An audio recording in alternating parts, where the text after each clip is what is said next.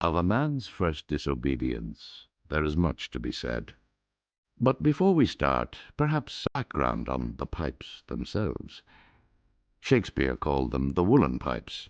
Others called them union pipes, the uilleann or the elbow pipes. Nero played them as Rome burned. Marie Antoinette took lessons. They made Che Guevara cry.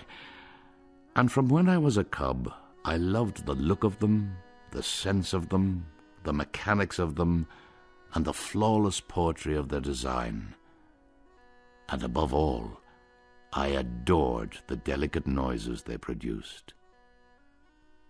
All my life I had heard their music in the very wind, in the sally bushes, and on the old 78s of Willie Clancy and Felix Doran, music they played 24 hours a day on Athlone.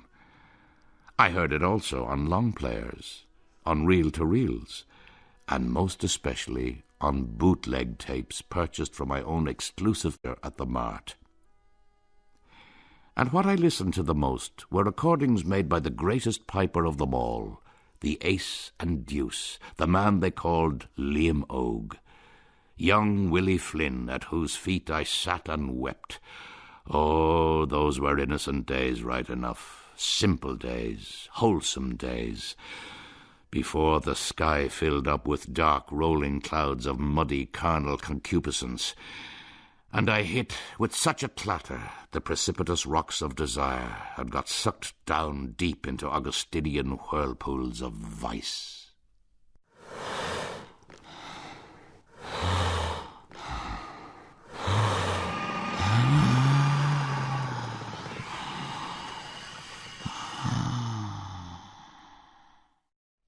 In the 1980s, I sounded more like this. Oh, I was a younger man then, all right. Faced, innocent, and my tongue was incorrupt. School choir, Boy Scouts, Pioneer, and Total Abstinence Association. The whole shebang. And then, the usual. I entered of my own volition a place called Maguire's. Maguire's Gin Palace and Liquor Saloon, on the main street. Well, you can guess the rest of it. My first ever order is put in with as much authority as I can manage. I seat myself in the corner, and 10 jittery minutes later, Cosmos, the minuscule barman, sets 3 trays of Guinness before me, their heads a flower field of creamy shamrocks and smiling faces. There you are. That's the start of it now. And then Cosmos, the minuscule barman, backs away, kicks a crate across the floor, climbs aboard it, straightens himself up, hooks his hands in his waistcoat pockets, and, like a statue of Bonaparte on his pedestal, awaits my next move. Years of experience in the drinks trade has taught him that this, for his young customer, is a big event. In your own time, son, in your own time. A dozen monumental pints. When I think of it now, the shamrocks and the smiles already sinking, dissolving like spectres in the cream, as, with great ceremony, I begin to lower them into me one by one. The first one tastes like an iron bar, or maybe a bicycle wheel. The second tastes like a horse's hoof covered in sugar, or a Vida loaf. By the time I have downed the 4th or 5th, although still on my stool, my attempts to pinpoint the taste is neither here nor there, and I'm tilting hard in a westerly direction. Before long, I'm breathing so hard through my nostrils that Cosmos, the minuscule barman, still on his plinth, makes his first intervention. Are you all right there? No problemo. I've never felt better in my life. Maybe you might consider easing up a bit.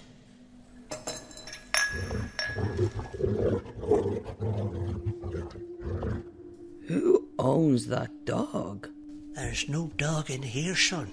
Just you and me and that old fellow over by the fire with the cap on him, and the stick, and the rolling oats.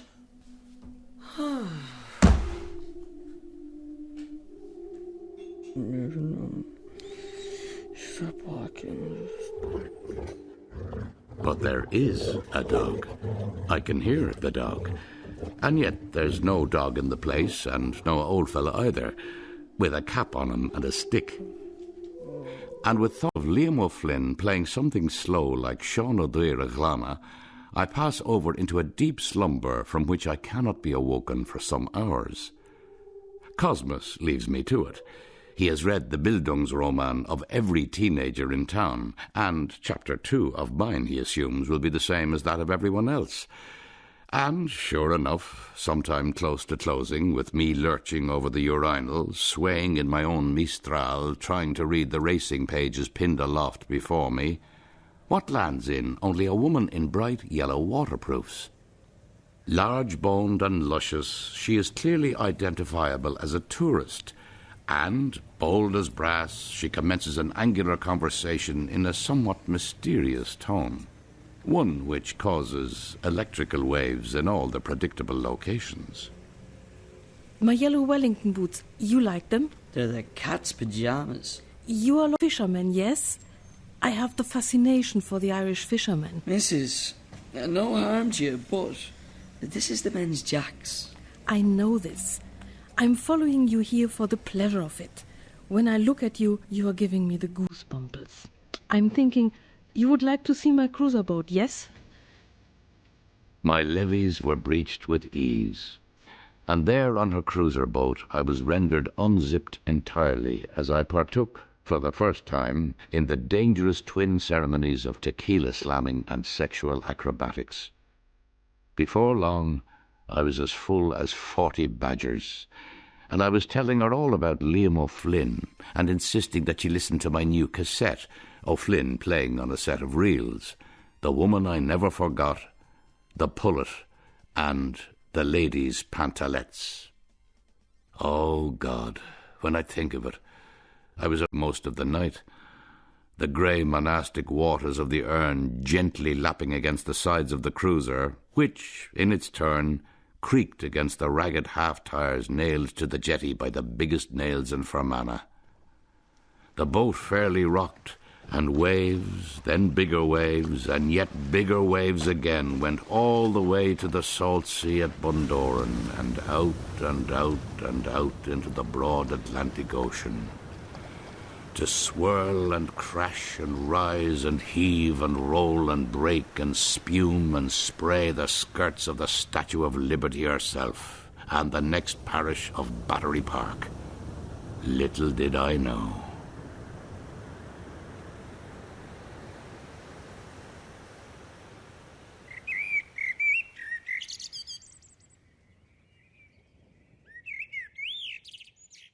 Sated, desiccated, seasick, a beautiful, still, glass-calm Fermanagh morning, the winding banks, my watery home.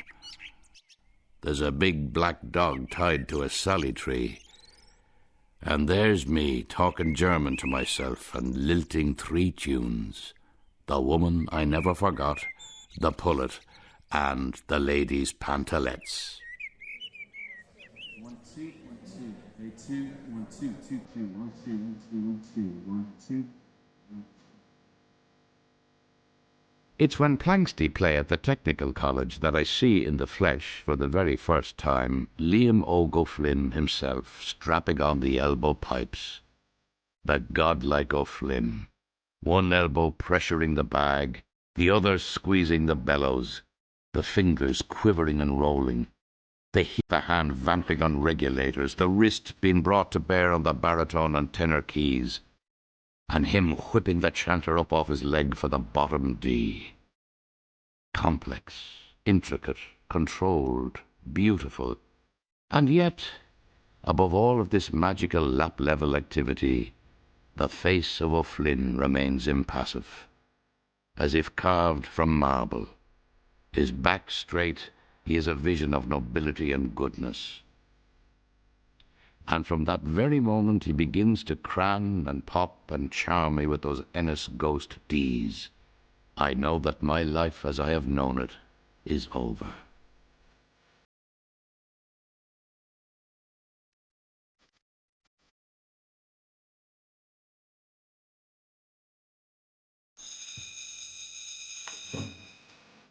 The next day was to be my last at St. Oscar.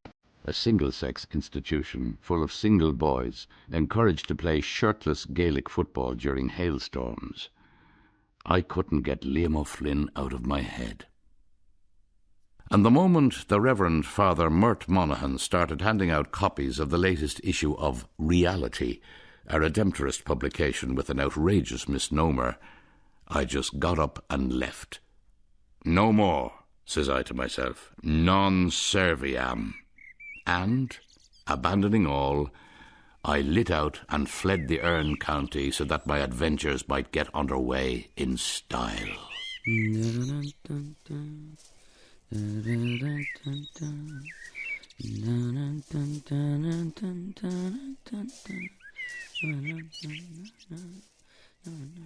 And now, as senior altar boy at the altar of Bacchus, I am more than keen to lose myself completely, to embrace the world and strike out into the shadowy jungles of sin.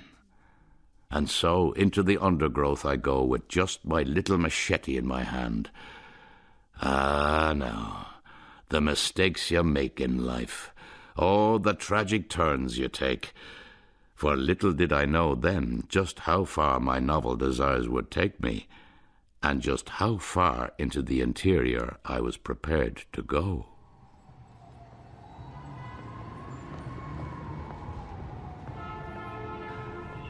East 57th Street, New York City, 7:35 p.m. God, when I think of it now, the state of me. Tell me who is that giant with the gold curly hair? You right at the head of your band. I'm as drunk as a boiled owl, and a reasonably attentive audience has gathered as I sing a selection of party songs at the top of my lungs. They are soon joined, however, by a certain pot-bellied, middle-aged, cue-ball-headed, Cavan-born cop by the name of Captain James T. Martin. Far from impressed by my abilities as a ballad singer, he decides to cease my cantata and return the streets of Gotham to normal as quickly as possible. Citizens of New York, return to your homes. Your beavers aloft and you three.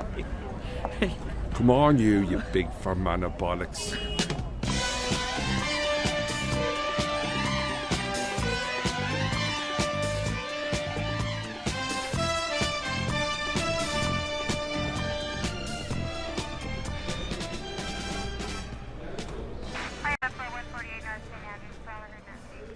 This, of course, is not the first time that I've been busted by Captain James T. Martin. To be honest, I sometimes think the only reason he keeps taking me in is because he likes talking to a Fermanagh man. Maybe he's lonely. Maybe he misses the general damp of the Ulster atmosphere. Or maybe he's just trying to keep me on the straight and narrow, and God knows I do need minding. But whatever the reason this time, this is a moment when fate truly begins to interfere in the print works of my life. Hey, come here till I show you something. Captain Martin leans under his desk and produces a large leather holdall. It doesn't look good. He's going for the thumbscrews, perhaps, or a power drill. And as he walks towards me with the bag under his oxter like a dead black sheep, I don't like the look on his face one bit. He unlocks the cage door, enters, and sits down beside me. I shift away. He moves closer again. So, will you see what I have in here for you? What happens next leaves me breathless.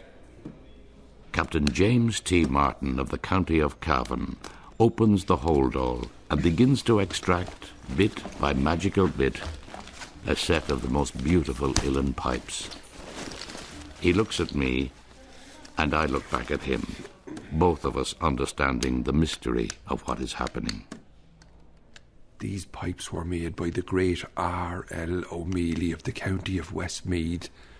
Turned the ivory and cured the skin himself. Oh, it'd break your heart. I have no words. I just gaze at the pipes before me. Not since Liam O'Flynn played with Planxty in the Technical have I seen a set for real. And as Captain Martin begins to strap them on, my heart begins to pound. Do you know that Lord Edward Fitzgerald himself, the fifth son of the Duke of Leinster, could pipe the birds out of the trees? A gentleman piper he was. And sporting Captain William Kelly of the Curragh of Kildare, who played for the King of England. And do you know there was a piper called Johnny Cash, a man born in the county of Wexford in 1832? Of course, I'm starting to get the shakes by now. The overwhelming excitement when, at certain tantalizing moments, Captain Martin quivers his fingers or squeezes some silent air through the bellows. But then, each time, as if to tease, he relaxes again, and leaving us noteless, he begins to talk again.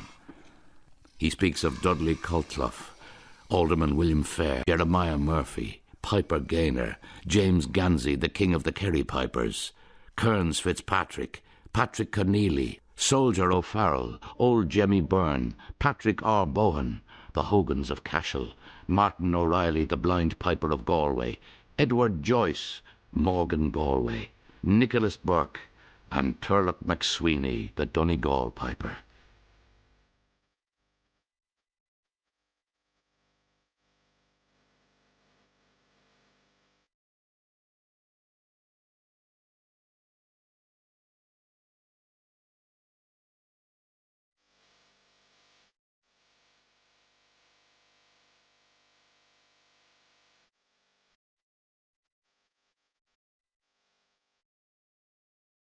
Captain Martin, I thank you for your tales of the gentlemen pipers, and the blind pipers of Kerry, and the Hogans of Hill.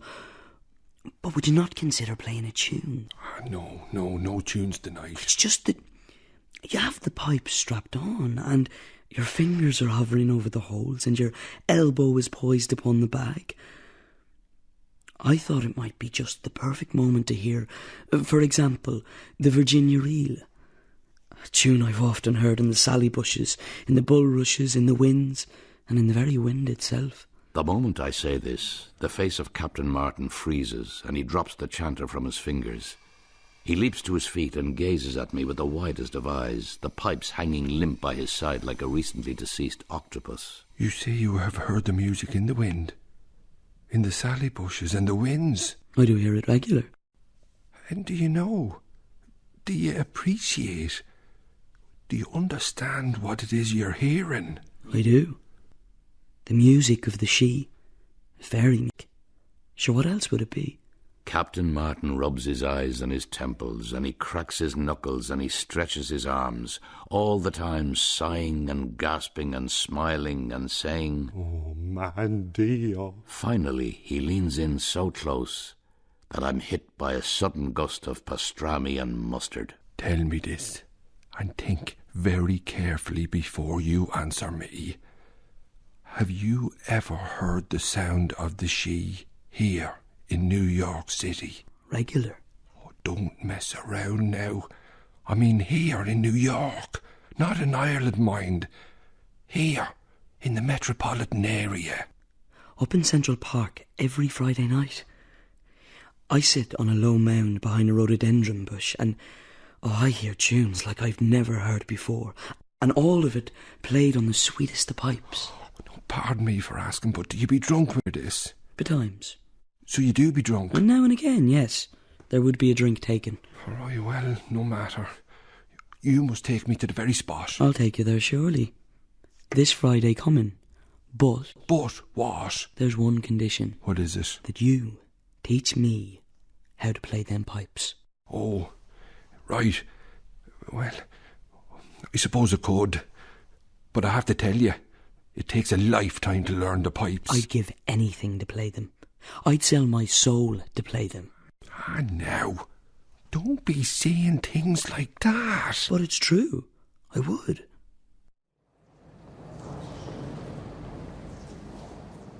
I am so delighted with my pipe lesson arrangement with Captain Martin that I go on what you might call the lash. I have little memory of it.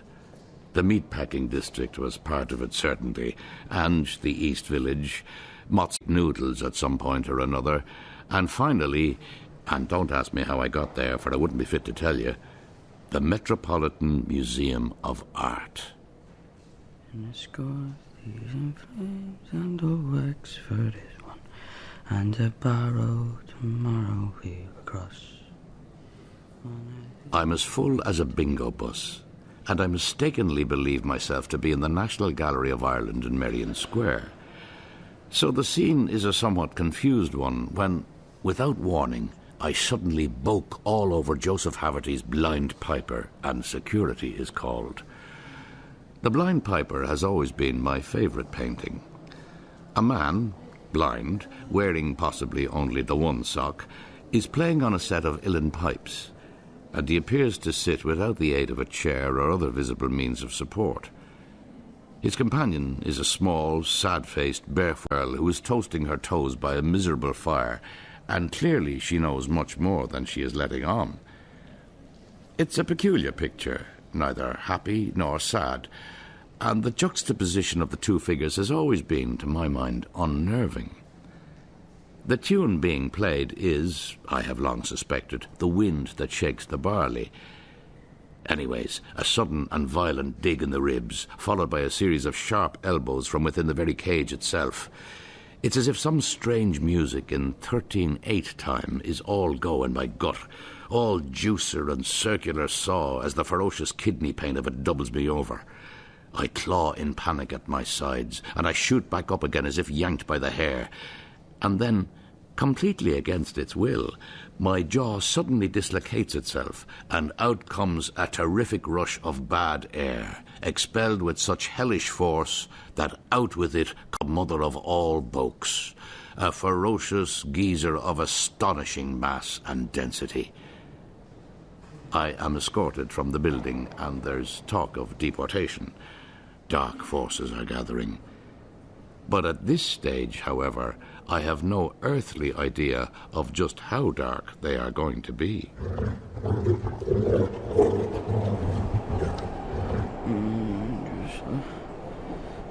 Huh? What? I jolt awake to find a man with a razor blade opening a slit in the pocket of my jeans and extracting a chubby fresh roll of 20s. The man looks up at me. His eyes are blue and bitter, and his nose is pitted and greased.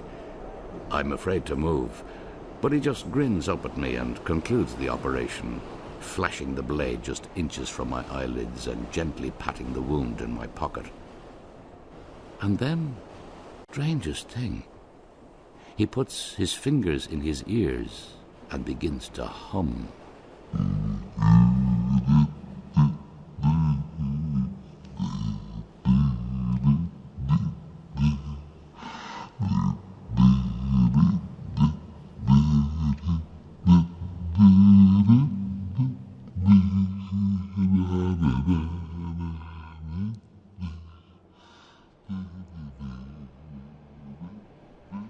He's like a lizard, his eyes opening and closing. And when he stops humming and opens his mouth, he has a card stuck to his tongue, a card he then flicks onto my lap. It's for an all-day nightclub in Hell's Kitchen called Heaven's Gate. Happy hour every hour, it says. No dress code, no cover. And then the man is gone like a rat hole. I should, of course, have been put on my guard by this incident. Hindsight is a wonderful thing, but young men are foolish. Mad stuff altogether going on in their heads and in their trousers, and in my case, in my bloodstream, so that things don't always register as they should. But at that moment, all I had on my mind was the pipes, and it was time for my lesson.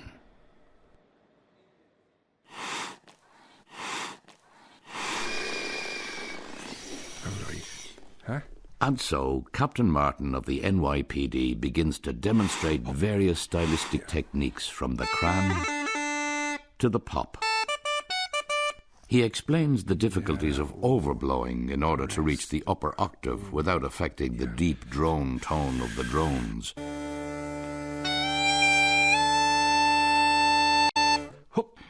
And he expresses particular enthusiasm for the free employment of grace notes, decorative notes, before the note or in the middle of the note, or maybe even after the note. Appoggiatura. You mean the note above the principal note interpolated before it and momentarily taking its place in the rhythm of the passage? You have it. Can I have a go now? Hold on, you. Your demonstration, Captain Martin, is top drawer, but even so, I want to lash at them myself. You're nowhere near ready, son. Now come back in the morning and we'll see then. I've been thrown out of my digs, the usual, I'm afraid, and so I ask if I might sleep for the night in the cells. Captain Martin gives me the keys and leaves, but to my horror, all the cells are taken. In the first is Cosmos, the minuscule barman. You all right there? In the second is a German tourist, naked but for her yellow Wellingtons. What's a little cold in here? In the third is Planksty. In the fourth is the man with the razor blade. In the fifth is Joseph Haverty's blind piper. In the sixth is a big black dog.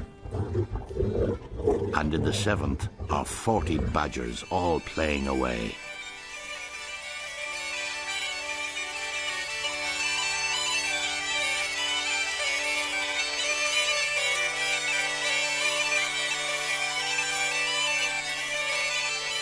With big faces on them, playing 40 sets of pipes, and all at once they turn towards me and laugh out loud.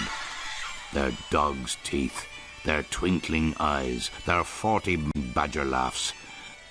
I pull back from the door, and then when I venture to look back in again, they are gone.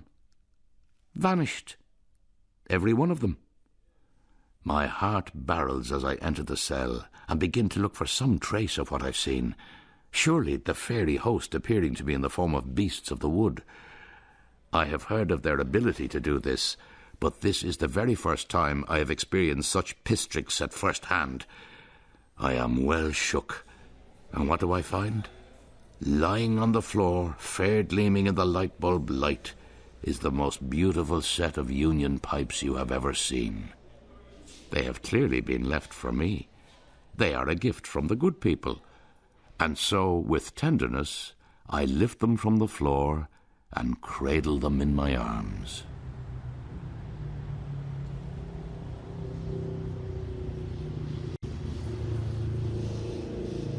I'm sitting on a bench by the Hudson River, and I'm about to strap on my pipes when a terrible fear comes over me. These badgers, they might not have been the good people at all. They might, in fact, be evil fairies, and if I was to keep these pipes, I might be in the most terrible danger. I might be cursed beyond all recognition if I was to play even the one note. Maybe turned into a badger, or a shitehawk, or a pig. And so, quickly, I release myself from the pipes and fling them as far as I can into the river.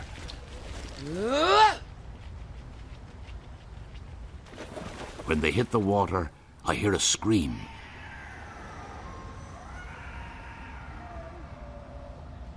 And it sounds porcine to me.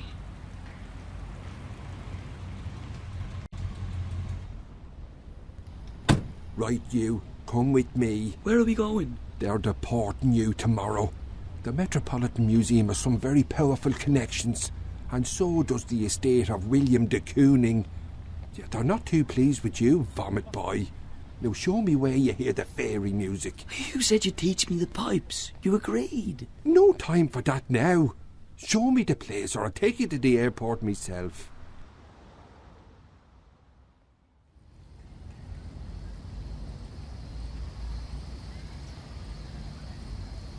And you're sure this is it? This is it, yes. Now give me them pipes. Shouldn't be doing this, but... Give me them. They feel both delicate and strong. They have life in them, and with great solemnity I begin to buckle buckles and slide my arm into the leather strap of the bellows. The regulators and drones lie across my leg, and the bag nestles under my oxter. See, if you were lying to me... Q&S, Captain Martin, Q&S.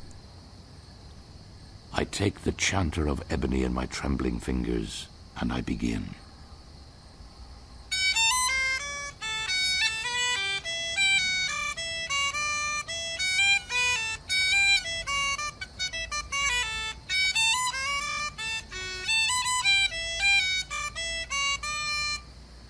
Not the best, but I keep at it. And all of a sudden, out comes the most melodious sound.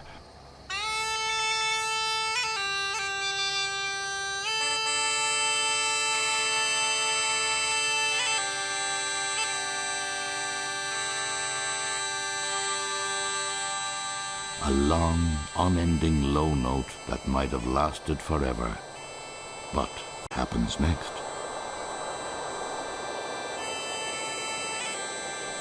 A huge swirl of dust and leaves spirals all about us, and a moth-jeweled shaft of light shoots from the bush at an angle of 45 degrees.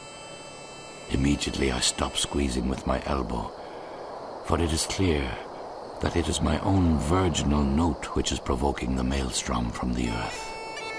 Squinting deep into the bush, I see only dust and leaves and bright light and beetles and bugs and ants and worms all swirling within it. But then, as I look down at my fingers, I see that they too are moving, lightly and with delicacy and decorum. And as the music grows louder, I realize that the one who is producing it is me. Cripes, but you're playing them. Cripes, but you're playing the pipes. But it's not me. I don't knock it so. Oh, keep her lit.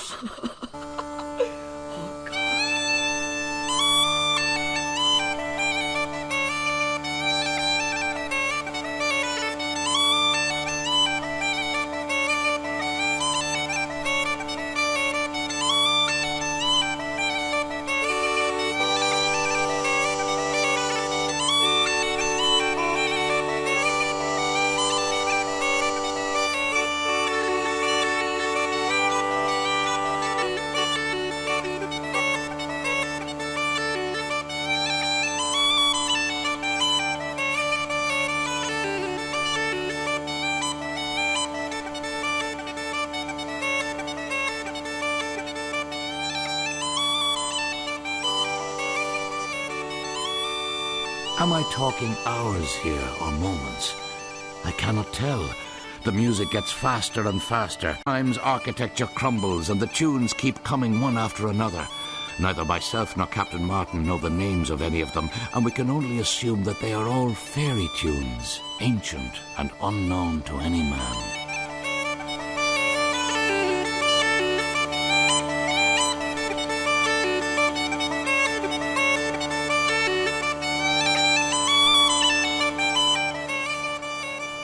My fingers can move no more, and I slump over the exhausted instrument.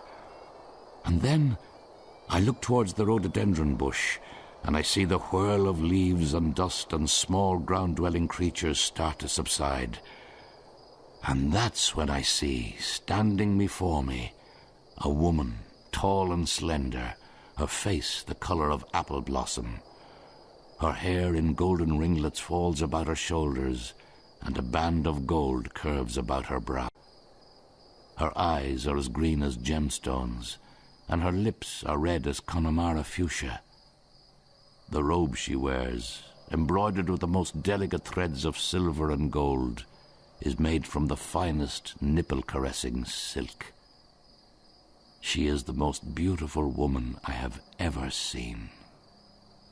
You are the most beautiful woman I've ever seen. Niamh is anam dom. My name is Niamh. My name is Niamh. Je m'appelle Niamh. Of the golden hair. There is no proper word for yes in the old tongue. Oh, wow. Niamh, of the golden hair, Niamh. Oh, cripes. The pipes. Le pipi. The pipes. Le pipi. Les pipes. I can't explain it. Never played them before in my life. Le dinima. The fairies. Les fées. Oh, Niamh of the golden hair, I think I love you more than my own life. I'm not surprised. Bien sûr. I'm serious. Maris drúshorhu. You're as horny as a three-balled tomcat. Tu es un chat lapin. But might you not love me for all that? Vader. Perhaps. C'est possible. Really? Do you think? Sloan. Farewell. À bientôt.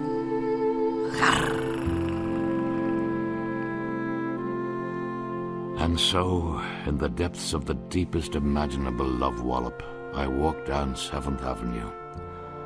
Captain Martin, beside me, is up to high dough. Sometimes the fairies give the music to some chosen one, but only for a brief period. You do have to prove yourself worthy to receive it in full. Neve of the golden hair has offered you the music so that you will reform yourself.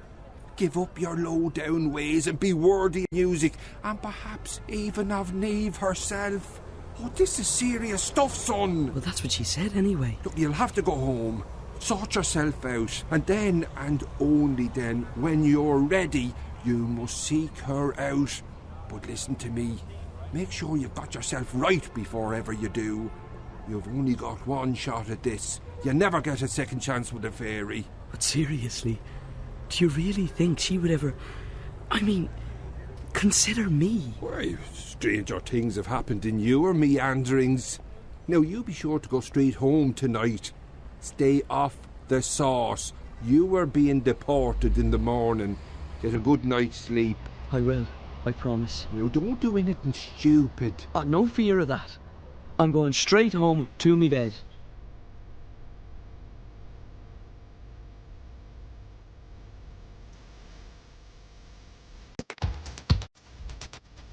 And of course, what did I do? Only not go home to my bed. Not a bit of me. And what do? Only fall right into the pit. Stupid, stupid, stupid boy. And I was warned. All the signs were there, but no effect on me. I had to go, didn't I? Egypt, no talking to me. And now I'm in the very last place I should be. Heaven's Gate, all-day nightclub, Hell's Kitchen, New York City. It's 3:30 in the morning, and what am I at? Dancing all by myself to Donna Summer's I Feel Love, the 12-inch. And then what happens? Only a long, bony hand, wouldn't you know? Just a lights on my shoulder, and I turned to see a tall, middle-aged man with a bald head, ridged and gleaming with perspiration. He has cheekbones of titanium, an aquiline nose, soulless eyes of a great white shark. He has a ring on every finger. Assorted necklaces, chains and charms dangle inside a long black coat, the collar upturned and velvet. On his feet are extremely misshapen cowboy boots, made from what looks like snakeskin. Oh, why did I go to that place? Why? Rather noisy in here, isn't it? I always think myself that silence is much sexier, far more conducive. Shh!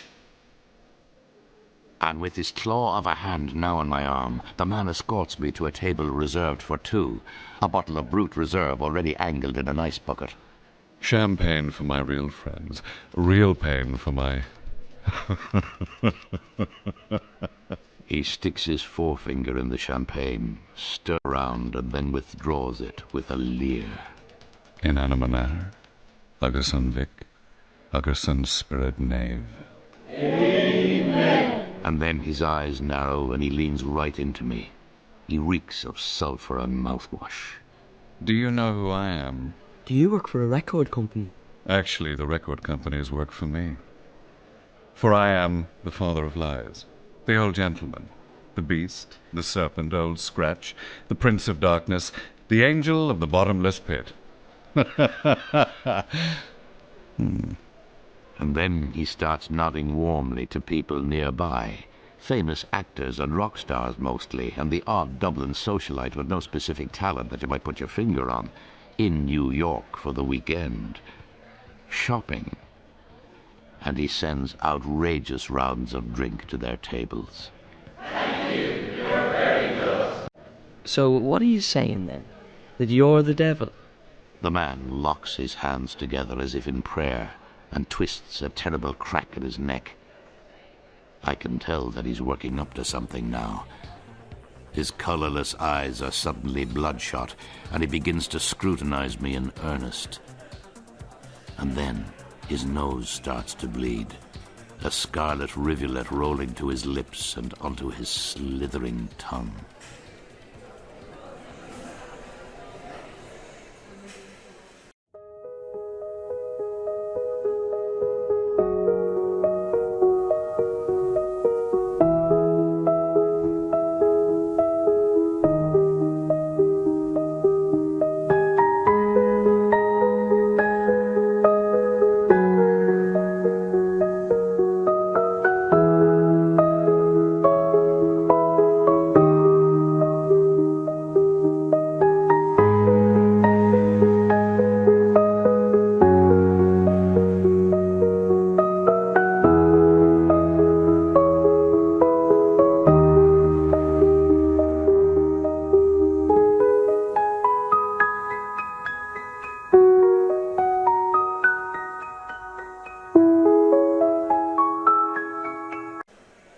Actually, I'm quite fond of the pipes myself.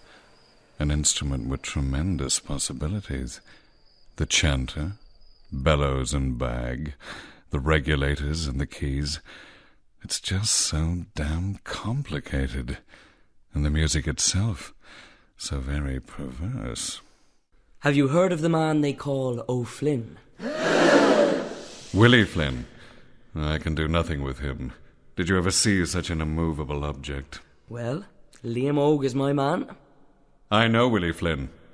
And you are no Willie Flynn. So what do you want? The very texture of the man's skin seems to harden. I'm quite capable of being a reasonable man. In fact, I prefer to do things properly if at all possible. And so I propose that a contract is immediately drawn up, in the customary manner, and that you undertake to exchange one soul, the property of yourself, for one item of recompense, which happens to be in my gift. It's a very straightforward arrangement. I get your soul, and you get a little something from me. Fair exchange is no robbery. I'm not sure I follow. What if I told you, for instance, that I could give you the finest set of pipes ever made, and that you could squeeze from them the greatest music ever heard, that you would be the greatest piper ever to pipe, better than Mr. O'Farrell, better than Martin O'Reilly, the blind piper of Galway, better than, say, Liam Og O'Flynn. Below the belt, indeed. When he says those words, it's as if the soul is sucked out of me. I cannot speak. I splutter. I flutter, and I retire to the men's toilets to reassemble my thoughts. When I return, the devil, for I know that it is him, is bathed in the light of an overhead spot. His skin is cold and blue. His eyes are flashing red and green like broken traffic lights. He is bleeding from both nostrils now.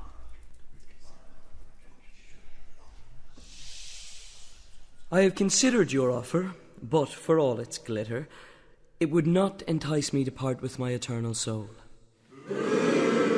Ah, but he's not finished. Isn't that right, pipe boy? Well, I was just thinking that if you really do wish to make a deal with me, then perhaps we might come to some slightly different arrangement.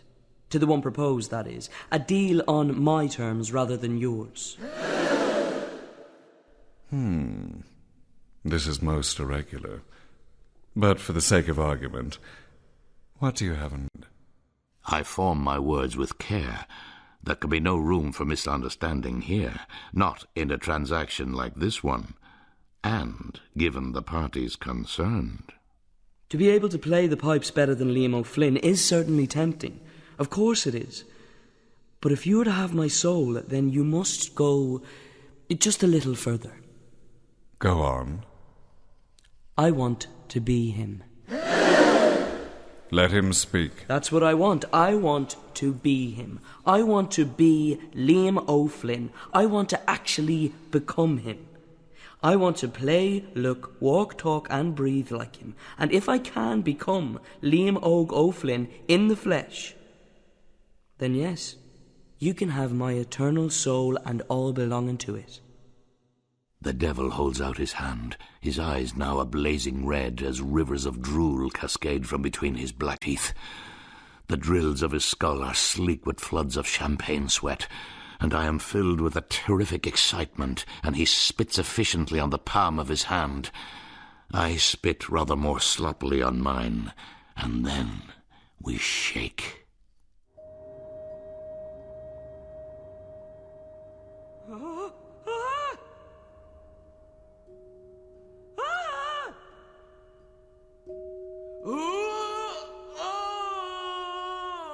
My metamorphosis is sudden, painful, and brief. My whole body convulses, and a terrible shivering claws through me as I twist and contort as if in a warp spasm.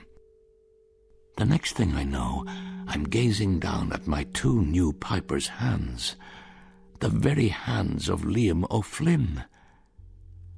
The devil nods and smiles, and, seized by a panic, run from the club and find myself in the middle of Dublin City on what looks very much like Grafton Street. I run to my reflection in the window of Brown Thomas, and there, to my astonishment, is the noble countenance of the ace and deuce of pipers. I am Liam O'Flynn. I am the O'Flynn. From a call box in the Shelburne Hotel, I ring Christy and we talk for hours.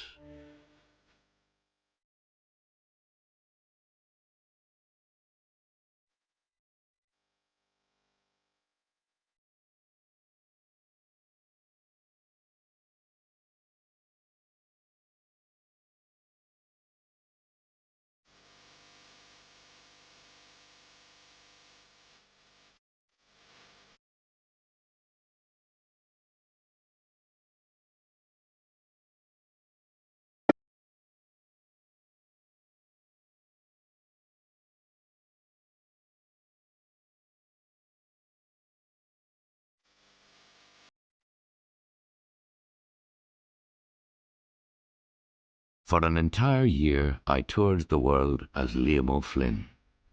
Perhaps you've seen me perform. That night in the Duke of York with Artie Midlin, that was me. That big night in the National Concert Hall with the 17 ovations, that was me too. In fact, any time you think you may have seen Liam O'Flynn around then, it was, in fact, me. And boy, was I living the life. London, Berlin, Paris, Milltown Malbay, it was incredible. Carnegie Hall everywhere. Meine Damen und Herren, Liam O'Flynn! Ladies and gentlemen, Liam O'Flynn!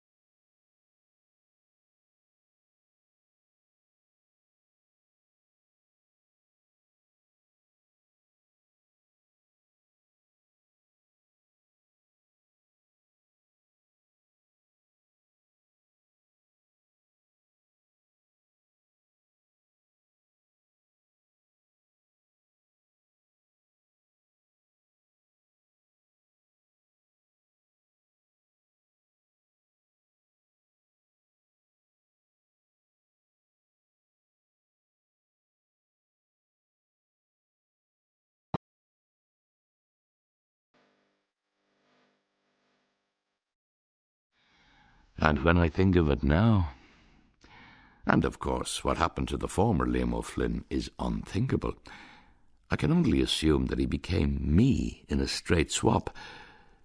It must have been a terrible trauma for him to suddenly find himself with talentless fingers and a less than noble countenance, but there it is. Awful. I know there were reports of me doing all kinds of things. Apparently I bulked in Bob Dylan's porter-cabin at Slane Castle, but, needless to say, I was nowhere near the place. I was on stage that very night in Stuttgart, Germany, performing the Brendan Voyage with full orchestra. But that was the way of it then. I knew what I had done was wrong, and I knew that I had wronged the piper greatly, but I was on. I was Liam O'Flynn. I was the master piper. I was in demand all over the planet. Front of the plane every time, the best hotels, and me playing every tune in the world on the doodle sack. No, looking back, I was the ace and deuce. I was the cat's pyjamas.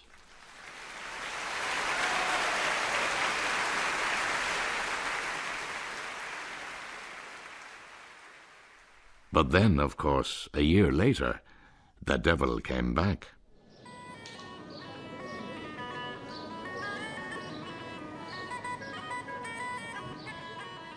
Mary of Dunlow Festival, Dunlow, County Donegal, Ireland, 3:54 p.m. It's a low-key gig on the back of a lorry, I am accompanied by a violinist, a guitarist, and a large man cattle dealer boots who rolls out the odd song. And although the position of the lorry in the main street is less than suitable, the show is going well.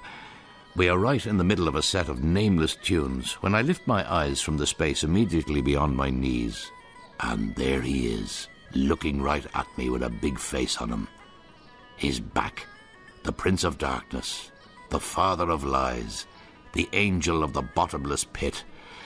Amid the crowd of mammies and daddies and poke-eating children, there he is, the devil himself, still wearing the black coat with the velvet collar, his shark's eyes fixed on me as he takes up an intimidating position right at my feet. He listens intently, letting out the odd gulder and whelp at moments of modulation. He never for a moment takes his eyes off me, and my playing suffers greatly as a result. When the show is over and people begin to straggle off to chops and slot machines, I turn and begin to pack away the pipes. I pray that when I look up again, he will be gone. But this is not to be, and soon his awful bony hand rests once more upon my shoulder. Grand performance, Liam. The snowy-breasted pearl. Love that. A terrible damp sweat breaks on the back of my neck, and an empty sickness floats in my gut. It's time. No, I'm saying. I'm in the middle of a tour. They're expecting us in Glenties. Come on now, Liam. We made a deal, and your time is up. I could have let things run for a few more years, but sure you'd only enjoy yourself too much. I've a bit coming up, too, that you might be interested in. In fact, I'm thinking of putting Planksty back together sometime around 2004. No, please, no.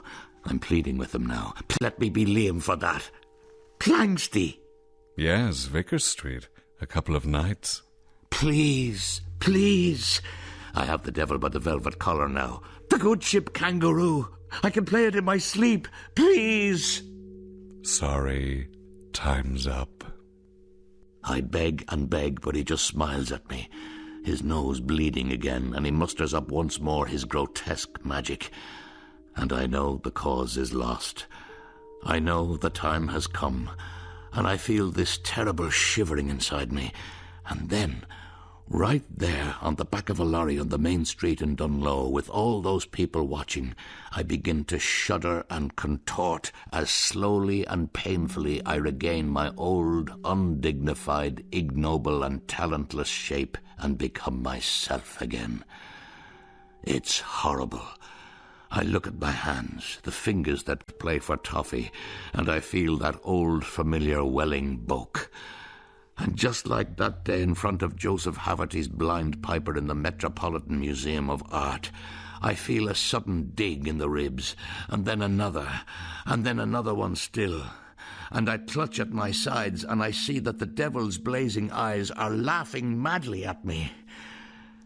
But what happens next is the true horror. When I open my mouth once more to spew forth some vomitous manifestation of pure evil, out comes nothing at all. I look to the devil, and again nothing, just the terrible silence of the dry bulk. My face twists, my mouth gapes, every sinew in my neck strains, and every organ in my body seems about to explode. And yet, nothing. But then, after a few moments of holding this awful lockjawed mug, suddenly, from the back of my throat, there comes a noise. Another dig in the ribs, and another noise. And it is the noise of the uilleann pipes.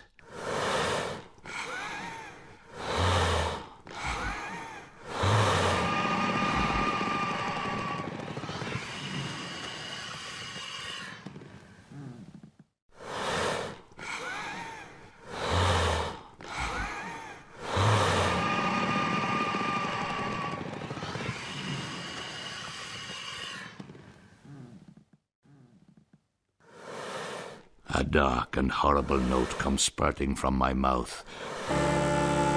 and then more notes, until finally a whole tune, and all the time my ribs are being punched, kicked, and the air is flying up out of me, and this class of hellish hornpipe is coming like a host of demons from my ears, nose, and throat.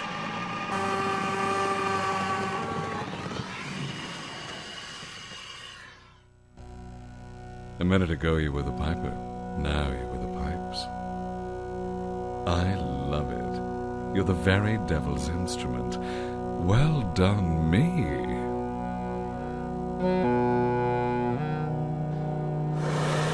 Please. Please. Please.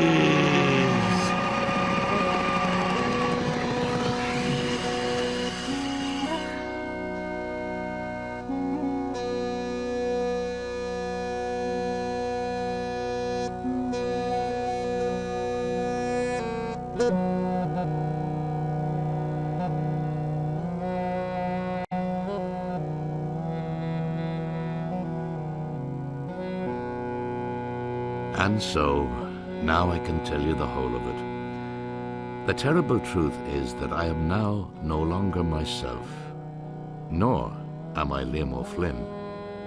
What I am, in fact, is a set of union or uilleann pipes, here to be played upon by the devil himself. He keeps me trapped under a large erratic on the Atlantic coast, and whenever he takes the notion, he takes me out, shoves me up under his oxter, and spreads my limbs across his lap. I hang there like a limp rag doll, and he squeezes and thumps and pokes and prods the living daylights out of me.